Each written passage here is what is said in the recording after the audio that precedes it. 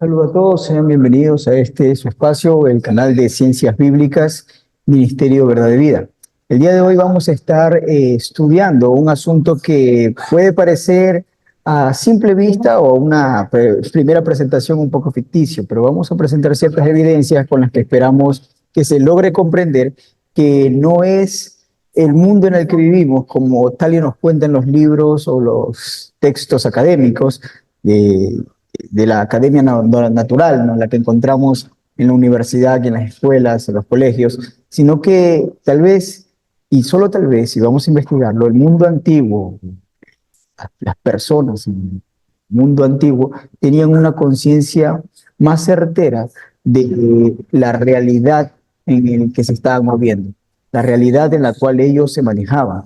Nos vamos a dar cuenta que esa idea de que los hombres adoraban al palo, a la leña, a las piedras, al sol, la luna y las estrellas, tienen un fundamento que para su momento y para este tiempo sigue siendo aún un fundamento racional y no irracional como se tiende a creer. Y que de hecho esa adoración o esa idea de adorar este tipo de entidades no es algo que quedó en el pasado, sino que ciertamente se ha extrapolado a nuestras épocas y nunca ha dejado, nunca ha cesado.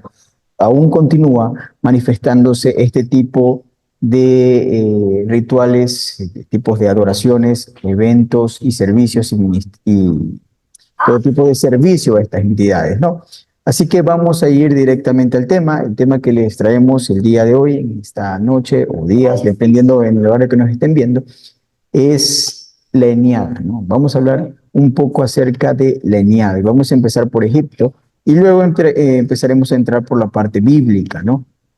Aquí tenemos la Eneada, ¿no? Que por la etimología de la palabra, pues nos habla de nueve, ¿no? Una cantidad de nueve, algo peculiar. Nueve entidades, nueve figuras, nueve dioses. Y vamos a ir viendo poco a poco en la evidencia que estos nueve no se limitan solo a la cultura egipcia, sino que tiene un golpe o un eco o un punto de adoración en diversas culturas, separadas no solo por el tiempo, sino por la distancia geográfica también que hay entre ellas, ¿no? Vamos a ir viendo lo que nos dice la parte histórica y como les dije, iniciemos en la parte de Egipto, ¿no? Heliópolis, Egipto, en el Cairo. Heliópolis es una ciudad a la cual, entre otras cosas, lo que nos concierne hoy es que se lo consideraba la casa de Lenin, ¿no? Era la capital en este sentido de la adoración de los nueve dioses egipcios más importantes, que se entendía que estos nueve dioses egipcios manejaban todo el gobierno y el régimen del Estado y el imperio egipcio, ¿no? Eniada, pues como habíamos mencionado, viene del griego y significa nueve, ¿no?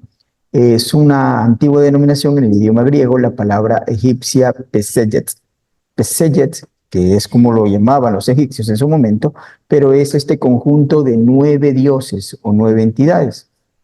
La palabra se usa para denominar el conjunto de nueve personajes, nueve entidades que no solamente, y vamos a irlo viendo, no solamente fueron creados de la imaginación de los sacerdotes egipcios en su momento, sino que se manifestaron a esta cultura egipcia y a diferentes culturas, y por eso creemos que salta de la ficción a una realidad y que los antiguos tenían ciertamente un concepto o una cosmología más realista de la que nos enseñan a nosotros en la escuela. A nosotros nos dicen que los antiguos adoraban estos dioses, los griegos, los nórdicos, adoraban a estas entidades porque buscaban a quién adorar, porque el ser humano tiene una necesidad innata de adorar algo. Pero ciertamente vamos a ver las evidencias que esto se manifiesta mucho más allá de solamente una creación humana, sino que adoraron no como una causa de algo, sino la consecuencia de que estos seres se hayan manifestado en su momento, ¿no? ¿Cómo se manifestaron? A través de lo que vamos a ir viendo más adelante, pero adelantamos que es la palabra canalización, ¿no? Toman contacto y pueden canalizar a ciertas personas que se han dedicado a poder estudiar esta rama de medium y conectar con ellos y ir viendo ciertamente cómo estos dioses fueron dirigiendo a la humanidad. Lo que les estoy diciendo puede para muchos que acostumbran a la ciencia de este canal, buscar las ideas más claras en este canal, algo más académico, pensar que estoy hablando una locura, pero solo les pido que vean las evidencias y cada uno saque al final su propia conclusión. Vamos a ir viendo un poquito más de historia, ¿no? Bien, los 9 dioses se conformaban en la cosmología, en el entendimiento de Heliópolis, creada por los sacerdotes, esta es la ciudad, creada por los sacerdotes de esta ciudad, y formaban parte de ella Atum, Shu, Tefnu, Nut, Heb, Isis, Osiris, Nephthys y Set. Hasta allí creo que todos podemos comprender muy bien estos 9 dioses y cualquiera puede investigar que tenían sus funciones, sus creencias, de que cada dios hacía o representaba una parte de la naturaleza, ¿no? Pero vamos a ir viendo un poco más, ¿no? Faraón decimos que es el 10.º dios egipcio, el 10.º dios egipcio, porque ciertamente había 9 y este es el número 10 porque era considerado dios en la tierra, ¿no? Faraón tenía que consultar entre sus muchas labores, tenía que consultar con estos dioses cada aspecto del gobierno de Egipto. Los sacerdotes realizaban rituales de invocación que involucraban canalización para conseguir respuestas sobre esta dirección del imperio, ¿no? ¿De qué manera consultaban? Pues el faraón se presentaba delante de los sacerdotes en esta ciudad y ellos invocaban el nombre de estos dioses, tenían fiestas también para ellos y estos dioses le narraban no solo la ley, sino las decisiones que tenían que tomar con respecto a la parte económica del imperio. El faraón era considerado como el embajador de los dioses a los ojos del pueblo. Por consiguiente, la figura de Dios en la tierra para su pueblo, pues él todo lo que podía decir y mencionar delante del pueblo, todos ellos consideraban que era palabra de Dios, porque había estado con los dioses y ellos le comunicaron cuál era su voluntad y él solamente se remite a presentar la voluntad de los dioses. También era conocido como hijo de los dioses. Así era como se entendía en las culturas antiguas a los reyes, porque la política que ellos manejaban nunca estuvo separada de la dirección de entidades más allá del mundo material que nosotros podemos ver, ¿no? ¿Cómo contactaban con ellos? Pues con lo que se entiende como la canalización, ¿no? Vamos a ver un poquito más. Ahora entremos a esta parte. Vamos ahora sí a algo de la Biblia y vamos a ir analizando. Algo que en la escritura puede parecer que no se lo menciona a detalle, pero sí encontramos ciertamente una evidencia muy clara de que esto era así, de que lo que vamos a mencionar se entendía de esta manera, ¿no? Esto está en Éxodo capítulo número 12, verso 12, y nos dice, pues yo pasaré esa noche por la tierra de Egipto y heriré de muerte a todo primogénito de la tierra de Egipto. Aquí ya entendemos el contexto que nos está mencionando, que es la última plaga, ¿no? Ya estamos por la última plaga, la de los primogénitos. Dice, tanto de los hombres como de las bestias, primogénitos de hombres y de bestias. Y dice, contra toda deidad de Egipto ejecutaré juicio, yo, Yahweh, ejecutaré juicio, yo, Yahweh. Dice, contra toda deidad de Egipto, y eso es lo que tenemos ahí abajo en lo que tenemos el texto hebreo. Vemos que dice, y contra todo, lo que estaría indicando aquí, y contra todo, Elohim, o gobernante, deidad de Mitzrayim o de Egipto, ejecutaré un juicio, yo, Yahweh, Ani Yahweh, ¿no? Entonces, vemos que hemos puesto esta traducción, lo que está sombreado, tal como se encuentra descrito en el hebreo, ¿no? Y lo que está pasando aquí, o lo que se está decretando, cuando decimos decreto real, decreto del rey, se está presentando, es que después de haber herido a los 9 dioses egipcios, y vamos a entender de qué manera hubo esa guerra entre dioses, ¿no? De qué manera se manejó, se puede comprender que dice, y con este último, el que se va a herir, este último, el 10.º, que es el faraón, el 10.º dios egipcio, se va a comprender que el Eterno habrá culminado con el juicio que tenía que hacer a los dioses egipcios, ¿no? ¿Por qué el último podemos decir nosotros que es el faraón? Ciertamente hay una línea de pensamiento que aplica el juicio de este dios o uno de los dioses egipcios que caían en la plaga de los primogénitos, es con respecto a Amón, un dios cordero, ¿no? Porque se tenía que matar a un cordero. Ciertamente Amón se encontraba dentro del panteón de los dioses egipcios, pero ellos tenían jerarquías y tenían niveles. De hecho, estos 9 respondían a una entidad superior o una entidad mayor. Estos 9 no eran los únicos, sino eran los que se encargaban de legislar, ¿no? Como colegislar, se puede decir, para una entidad mayor a ellos, ¿no? Y vemos que este patrón se repite en todas las culturas. Ya vamos a verlo, ¿no? Pero en este caso vemos que ellos no eran lo máximo de todo, sino que respondían a entidades mayores, pero ellos eran como los gobernadores, ¿no? De todo lo que tenía que ver con el imperio. Y por debajo de ellos, pues por supuesto, también habían dioses que se entendían en diferentes contextos y en diferentes ideas para rituales específicos o para áreas específicas como los sacerdotes le habían ubicado.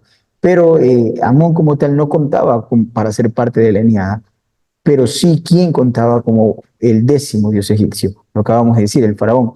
La muerte de los primogénitos atacó tanto a las bestias como a los seres humanos en toda la nación de Egipto, excepto los que dejaron la barca del Cordero en sus puertas. Pero al que se hirió ciertamente allí es al heredero del trono.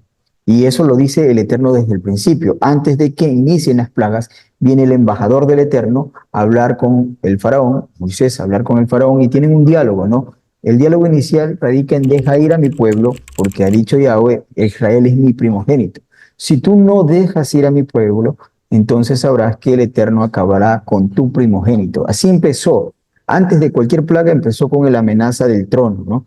Que era lo más importante si entendemos cómo funcionaba esta parte de la herencia y el gobierno el posicionamiento de los reyes en Egipto, ¿no? A Faraón. Y vemos que con eso culmina, inicia con esa advertencia y luego culmina con aquello, ¿no? Vamos a ver un poquito más respecto a esto. Por eso decimos Amón como tal, no lo contamos entre la Eneada, no lo contamos como los dioses que estaba hiriendo el Eterno. Ciertamente le molestó a los egipcios lo que hicieron los hijos de Jacob, los hijos de Israel, los hebreos, pero no fue el ataque directo a ellos, sino el ataque directo fue al trono de Faraón, ¿no? Aquí tenemos una imagen que nos puede ayudar a comprender un poquito mejor. Tenemos la Eneada, los dioses egipcios, y entre esta Eneada vemos que no solamente eran hombres, sino que también manifestaban figuras femeninas también a la hora de la deidad. Y tenemos las plagas, vamos a repasarlo, que era el agua donde se convierte en sangre, y tenemos el texto también, la plaga de las ranas, los piojos, las moscas, la muerte del ganado, las úlceras muy dolorosas, incurables, el granizo que cayó del cielo, y langostas, tinieblas y por último pues la muerte del primogénito. Si nosotros vemos las características de cada uno de estos dioses, vemos que sí hubo un ataque directo a cada uno de ellos porque representaba con la acción que hacía, lo que el Eterno buscaba era representarle a Faraón que sus dioses lo habían abandonado. No era como una guerra exactamente de qué dios es más fuerte, porque estas entidades ciertamente, y queremos que dejarlo claro desde ya, estas entidades existen y vamos a mostrar las evidencias de por qué se cree que, o por lo menos se puede considerar de una manera muy racional que estas entidades existen y son reales. Pero fuera de eso, el Eterno no estaba haciendo una guerra con ellos, no estaba peleando contra ellos. De una manera diplomática, era el embajador del Eterno con el embajador de estos dioses y estaban retirando o estaban buscando retirar a los hijos de Israel de Egipto. Pero luego vemos nosotros que lo que el Eterno hace con cada uno de estos es demostrarle a Faraón que sus dioses lo han abandonado, que sus dioses no pueden realmente hacerle frente o defenderlo, o cuidarlo, o guardarlo de la amenaza del Dios de Israel, ¿no? Eso es lo que está sucediendo en este contexto, básicamente en el contexto de todo lo que leemos en el libro de Éxodo. Tenemos a Tefnut, la diosa del agua, ¿no? Diosa del agua Tefnut, inicia con él y vemos que la primera plaga pues es el río de sangre, ¿no? Donde narra la historia que el Nilo se convirtió en sangre. Ciertamente ya hemos dicho en otras ocasiones que no era sangre literal, ¿no? Que lo más probable era que el río ciertamente se contaminó con un musgo rojo, que hasta el día de hoy se puede ver eso en ciertos ríos, que la apariencia visual es tan roja y espesa como sangre, y lo que se describe o lo que se transmitió en tradición oral es que el río se convirtió en sangre. No le quita nada al Eterno, pero ciertamente esa es la idea principal de lo que podemos ir entendiendo que sucedía, ¿no? Osiris es el dios del bien. Y vemos, y alguien va a decir, bueno, ¿qué tiene que ver con las ranas? Esta plaga también se origina en el río, ¿no? Se origina en las laderas del río, Y ciertamente el Dios de la benevolencia, del bien y la invasión de todo esto, tenemos que entender que el pueblo era muy supersticioso, lo vieron como un mal augurio, ¿no? Como el Dios del bien, de la benevolencia, de la, o sea, hasta buena suerte de que van a tener prosperidad de ese año, pues no estaba con ellos, porque eso era una advertencia a los ojos de ellos, ciertamente de que eh, la benevolencia para con ellos se había apartado, ¿no? Y vemos que todo esto era concatenado, cada una de estas cosas tenía relación con la siguiente. Luego tenemos a Heb, Dios de la tierra, es donde salen los piojos. Si usted lee bien el texto hebreo, dice que de la tierra salieron los piojos. Y este Dios de la tierra, al que la niada se le consideraba, o los sacerdotes le habían dicho, este es el Dios de la tierra, lo habían ubicado de esa manera. Vemos que el texto es muy claro al decir de la tierra, pues brotaron piojos. Y ciertamente allí es donde se incuban, allí es donde sale. Luego tenemos a Set, Dios del mal, ¿no? Y vemos las moscas, ¿no? Dios del mal es de las maldiciones, ¿no? El que ha caído una maldición sobre el pueblo y supuestamente era para, las maldiciones de Set no eran para el pueblo en sí, sino para los enemigos del pueblo y para el pueblo que haya transgredido, haya pecado las leyes de sus dioses. Pero lo que vemos aquí es que si uno lee completamente el texto, y ahí lo tenemos, usted puede ver las moscas, el capítulo 8, verso 16 al 28, se puede dar cuenta que hasta el faraón describe la escena, lo que había acontecido como una maldición. Era algo demasiado molesto. No era a forma de un mal augurio como lo de las ranas, pero sí era una maldición para ellos porque las moscas no lo dejaban, ¿no? Se sentían como malditos, ciertamente, porque las ranas tienen hasta el día de hoy ese apego sobre lo que es inmundo, lo que es impuro, lo que es un desecho, ¿no? Y eso es lo que ellos se consideraron en su momento al verse plagado de todo esto, ¿no? Luego tenemos a Neftis, diosa de la muerte. Y eso ocurre cuando el ganado y todo lo que les daba vida a ellos, porque ellos se alimentaban del ganado, era la vida de ellos también. Vemos que empiezan a morir, ¿no? Y obviamente suplican a su diosa de la vida para evitar esto, pero vemos que la muerte está, en lugar de estar con los egipcios para contra Israel, vemos que esta diosa de la muerte ataca ciertamente a los propios ganados del faraón y de los siervos del faraón y de todo el pueblo de Egipto, ¿no? Tenemos luego a Isis, diosa de la sanidad, o de las úlceras, es lo que vemos aquí, diosa de la sanidad, pero por lo contrario, vemos que el pueblo enfermó gravemente, el pueblo de Egipto, ¿no?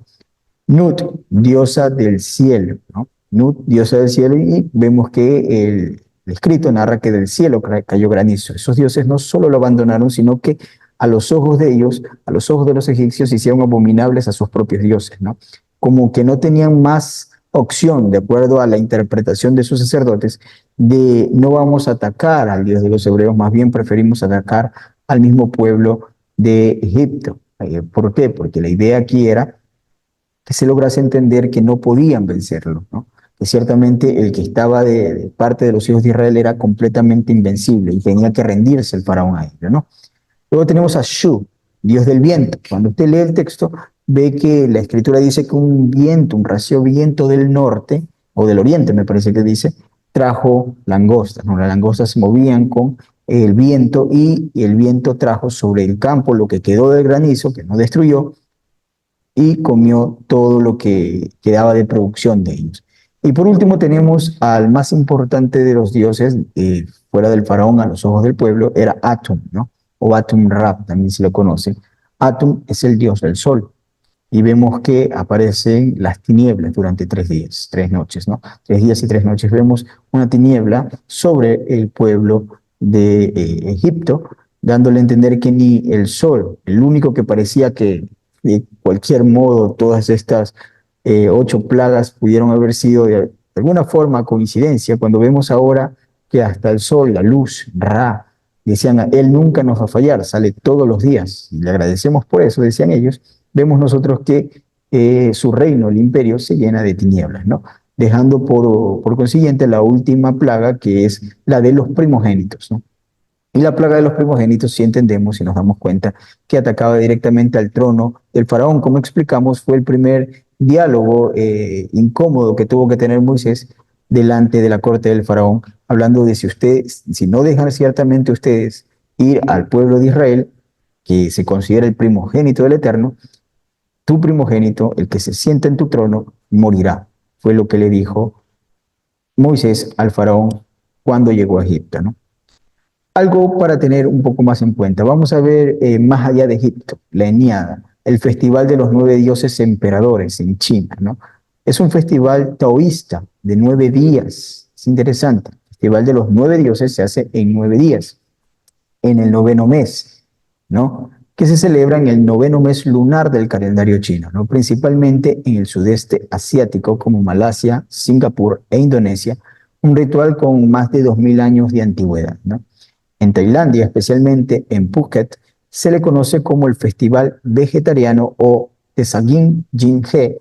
El festival honra a los 9 dioses emperadores, hijos manifestados del padre emperador. Vemos el mismo patrón. No eran ellos los que controlaban todo, sino que ciertamente respondían a alguien, ¿no?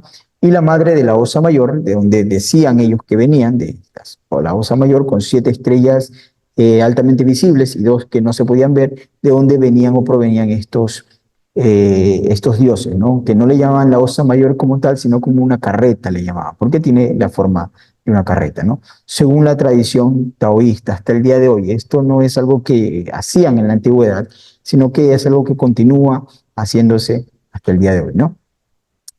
¿Cómo veían estos dioses, como lo vemos aquí un poco más del festival, como un imperio burocrático, ¿no? Celestial, que gobernaba las cortes celestes y también el régimen humano, ¿no? Vemos dos imperios en diferentes tiempos eh, tomando una iniciativa a adorar o servir 9 dioses y muy relacionados, ¿no? Con las fiestas de ellos, ¿no? 9.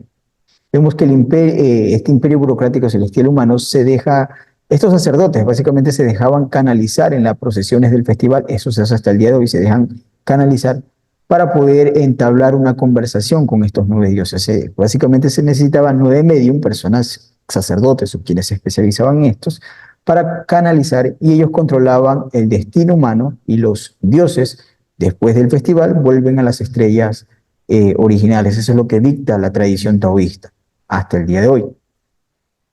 Detalles un poco más interesantes, ya vemos en el lado del oriente, vemos en el lado de Mesopotamia, ahora nos vamos a Mesoamérica. Los aztecas también eran conocidos por adorar a 9 dioses llamados los señores de la noche, ¿no? Tenemos un poco más de información en la cultura griega, también es amplio esto, ¿no? Ahí vemos un panteón de dioses amplio, pero sin embargo, entre sus panteones de categorías más altas, los dioses del Olimpo, vemos nosotros que estaban los 9 dioses, ¿no? En la mitología griega, Zeus era parte de ello, creó el consejo de 9 dioses para supervisar a la humanidad. Afrodita, Apolo, Atenea, Demeter, Hefesto, Hera, Hermes, Poseidón, y estos 9 dioses interactuaban con el hombre para controlarlos y dirigirlos, ¿no? Vemos otra vez culturas completamente diferentes en distancia de tiempo y espacio, pero tenían esta inclinación a adorar 9 dioses, ¿no? No es una coincidencia, ¿no? La cultura nórdica, en la mitología nórdica, el Ragnarok o el fin del mundo implicaba la destrucción de los 9 reinos, cuales le pertenecía a cada uno de estos dioses, y la muerte de muchos dioses. Ciertamente eso ocurría en el Ragnarok, pero algunos sobreviven para reconstruir el nuevo mundo. Y adivinen cuántos dioses sobrevivían: 9. Entre estos sobrevivientes se encontraba Vidar, Vali, los hijos de Odín, Modi y Magni, los hijos de Thor, el hermano de Odín, Vili, Ademas, Hor y Baldar. Y a pesar de morir en el Ragnarok, vemos que ahí viene el noveno y regresan para gobernar el nuevo mundo. Y también se menciona a Ioner, ¿no? Ionir, quien sostiene 2 varas de madera y predice el futuro, ¿no? Estos 9 dioses nuevamente vemos que resaltan sobre el panteón de los dioses de las culturas politeístas. El budismo, que se entiende como una religión atea, ¿no? Que no cree en Dios, pero, o idea de dioses, ¿no? Pero ellos tienen una filosofía y tienen una leyenda también, ¿no? Según la leyenda budista, el emperador Ashoka se reunió con una sociedad secreta llamada los 9 hombres desconocidos, quienes se creía poseían los conocimientos del universo, ¿no? Y otra vez vemos ese patrón: 9 con todo el conocimiento y la ciencia del universo, que se reúnen con un hombre, un dirigente, un emperador en este caso, para dar una dirección de cómo tenía que manejarse el gobierno y el imperio, ¿no? la civilización estruca, ¿no? Los antiguos estrucos de Italia también creían en 9 dioses que podían ser persuadidos para influenciar el destino de la humanidad. Estos dioses, conocidos como diconsentes, eran considerados los más poderosos y podían ser persuadidos mediante rituales y plegarias. Y así como en Egipto, estos 9 dioses se encargaron de dar sabiduría, conocimiento, ciencia y leyes a aquellos que dirigían estos imperios o gobiernos, ¿no? Vemos aquí otros ejemplos de estos dioses en diferentes y diversas culturas, en la India, China, Egipto ya vimos, griegos, vemos este patrón de 9, ¿no?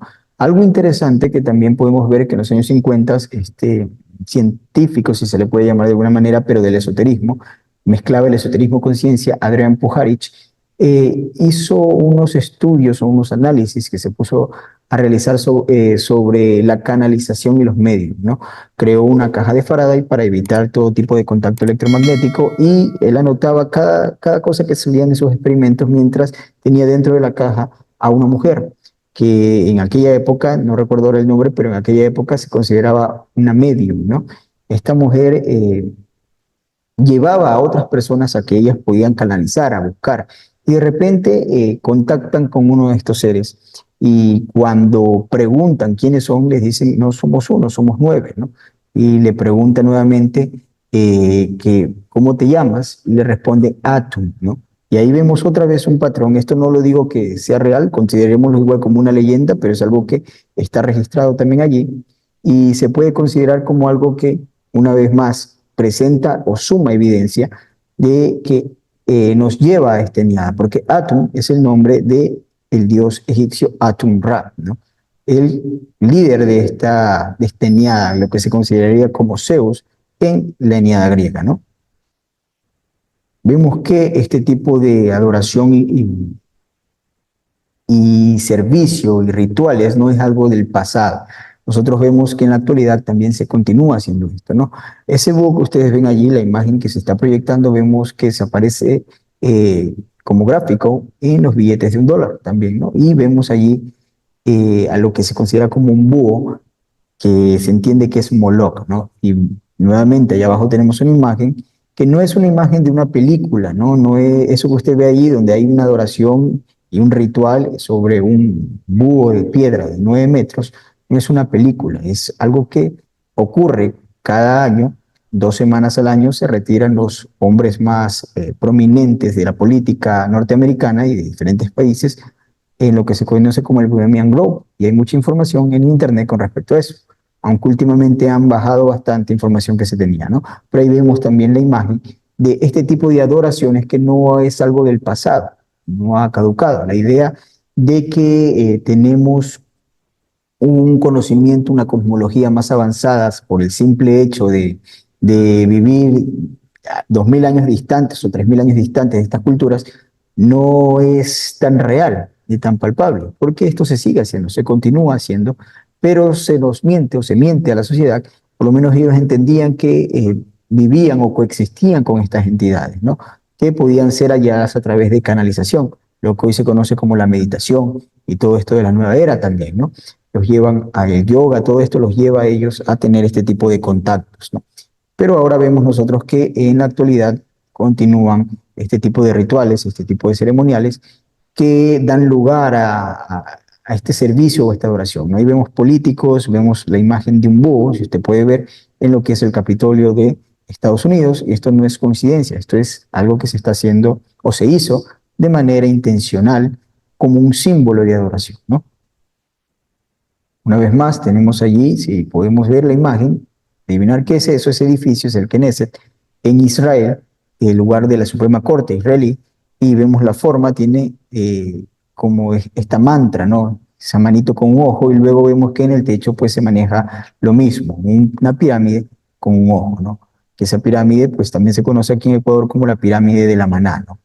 Que fue encontrada dentro del recinto del ingeniero Sotomayor, que había comprado esas tierras que antiguamente eran visitadas, de acuerdo al testimonio de él y el ingeniero Jaime, pues, se me fue el nombre de este ufólogo, Jaime Rodríguez, también tiene una presentación y tiene un programa muy detallado con toda la evidencia que presenta de lo que acontecía en la hacienda del el ingeniero Sotomayor, ¿no? Pero eso lo vamos a ver más adelante. Ya vamos cerrando y vamos viendo que estos rituales no se han perdido, estos cultos, esta simbología, esto no son películas lo que estamos viendo, son fotografías reales de cómo hasta el día de hoy se presentan este tipo de adoración a los dioses y entidades. Por lo tanto, pues podemos concluir que lo que estaba presentándose en este escenario, en todo lo que vemos en Éxodo, desde el capítulo 6 al capítulo 13, todo esto que analizamos hace un momento, cómo Moisés liberó al pueblo de Israel de Egipto por medio de estas plagas, cumplen precisamente lo que leímos en el capítulo 12, verso 2. El Eterno, con el faraón, juicio, la muerte de su primogénito, ejecutó completamente juicio a todos los dioses egipcios, ¿no? Cada plaga representaba y hería y debilitaba a un dios egipcio, perdiendo así la confianza y la convicción de faraón hasta acabarla, ¿no? Y lo único que le quedaba, pues, en su tiempo, después de haber acabado con cada uno de ellos, vemos que era su hijo y dejó ir al pueblo de esta manera completamente derrotado frente al Elohim de los hebreos, ¿no? Conmigo, pues, concluimos hasta aquí. La próxima clase, pues, veremos un poco más de este tipo de información que puede parecer algo peculiar, ¿no? Algo que no es de la academia, a lo mejor, pero frente a estas evidencias nos damos cuenta que nos debería dejar por lo menos una espinita que nos ayude a razonar o a reflexionar con respecto a estos eventos, porque la información es amplia, pero lo hemos tratado de compactar para que pueda calzar en este pequeño espacio de estos pocos minutos, ¿no? Nos despedimos y nos vemos para la próxima.